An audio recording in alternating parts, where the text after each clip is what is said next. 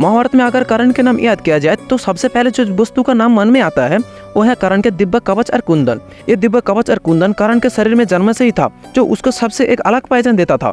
ये कवच और कुंदन कर्ण को किसने दिया था ये आप मेरे से बेटर जानते हो।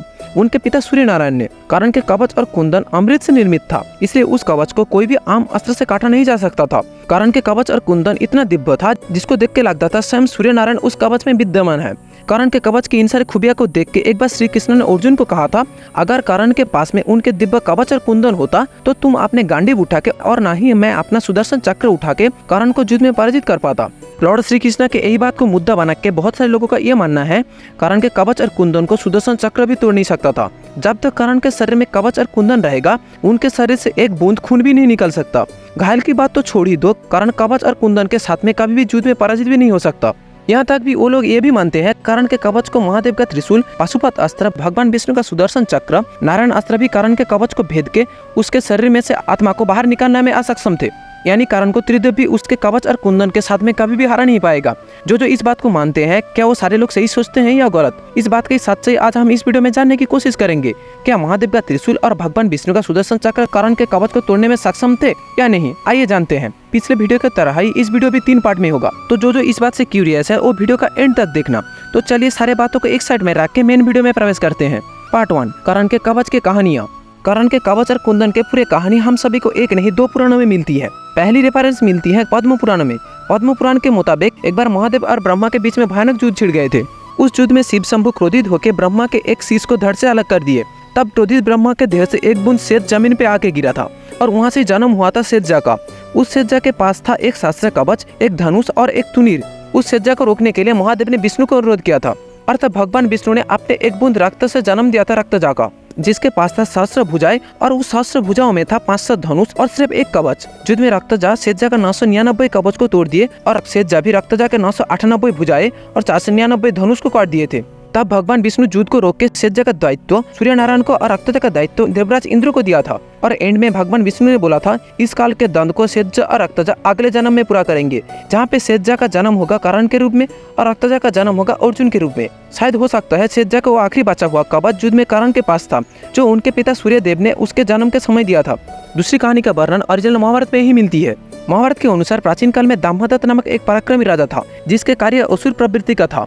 एक बार दामोदत्त सूर्यदेव का घोर साधना करके उसको प्रसन्न किया और वरदान के रूप में सूर्यदेव से एक सहस्त्र कवच पाने का इच्छा जताई और ये भी बोला उसके एक कवच को वही तोड़ सकता है जो सहस्त्र वत्सर तपस्या किया हो, और उसको हराने के लिए भी उसके साथ एक सहस्त्र वत्सर युद्ध करना पड़ेगा। युद्ध में वो जब सहस्त्र कवच में से एक कवच तोड़ने में सक्षम हो तब भी उसका मृत्यु हो जाए। इस वरदान की वजह से दामोदत्त एक तरह से अजय हो गया था, जब तक न उसके साथ मुलाकात हुआ नर और नारायण का। दामोदत्त के अत्याचार से भूलोक को मुक्ति दिलाने के लिए नर उसके साथ युद्ध करने गए और नारायण गए थे तपस्या करने। नर जब दामोदत्त का एक कवच तोड़ने में सक्षम होता था तब वरदान की वजह से नर का मृत्यु हो जाता था, लेकिन नारायण तपस्या के बल में फिर से नर को जिंदा कर देते थे और फिर से नर दामोदत्त के साथ युद्ध करने के लिए जाते थे। ऐसे ही नर दामोदत्त का 999 कवच को तोड़ दिए थे। नर जब दामोदत्त का अंतिम कवच तोड़ने जा रहे थे तब दामोदत्त अपने प्राणों की रक्षा के लिए सूर्यदेव के पास जाकर छुप गए।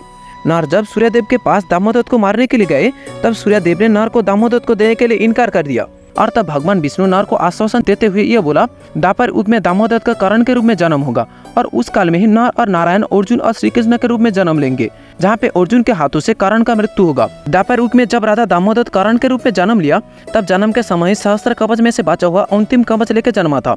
यही था कर्ण के कवच की कहानियाँ। पार्ट 2, महादेव, शिव शंभु और भगवान विष्णु की शक्तियाँ। ब्रह्मा, विष्णु और महेश सुप्रीम गॉड है। अगर वो तीनों चाहे तो ऐसा कोई भी वस्तु नहीं है जिसको ध्वस्त ना कर पाए। आखिरकार वो चीज अमृत से बना क्यों ना हो। इस बात के प्रूफ देने के लिए मैं 2 कहानी बताऊंगा।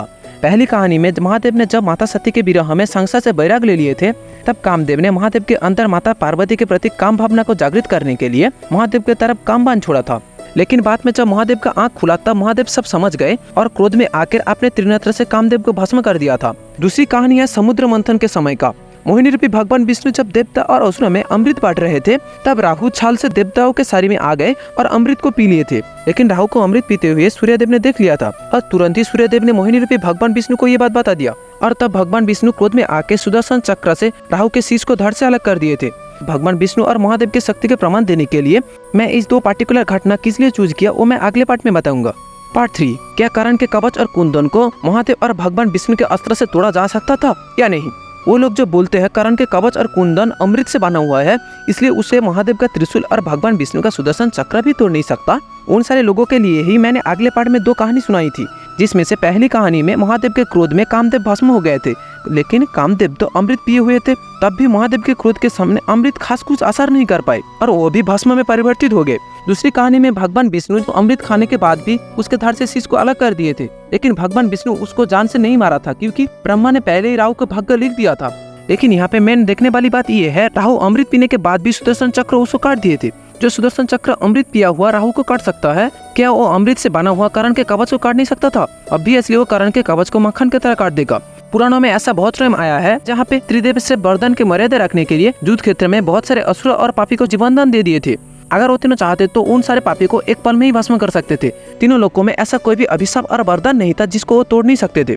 उन लोगों का दूसरी अजम्पशन ये है, कर्ण कवच और कुंदन के साथ में कभी भी हार नहीं सकता था। इसके लिए मैंने पार्ट 1 में 2 स्टोरी बताई थी, जिसमें कर्ण पिछले जन्म में कवच के साथ भी हारा था और उसके सहस्त्र कवचों में से 999 कवच को तोड़ दिया गया था। अगर द्वापर युग में यानी महाभारत काल में बात की जाए तो कर्ण कवच और कुंदन के साथ में भी गांधर्व से बुरी तरह से हारे थे। सिर्फ हारा ही नहीं था, अपने प्राण की रक्षा के लिए दुर्योधन को छोड़ के भी भागा था, लेकिन अंत में गांधर्वों ने कर्ण को पकड़ लिया था।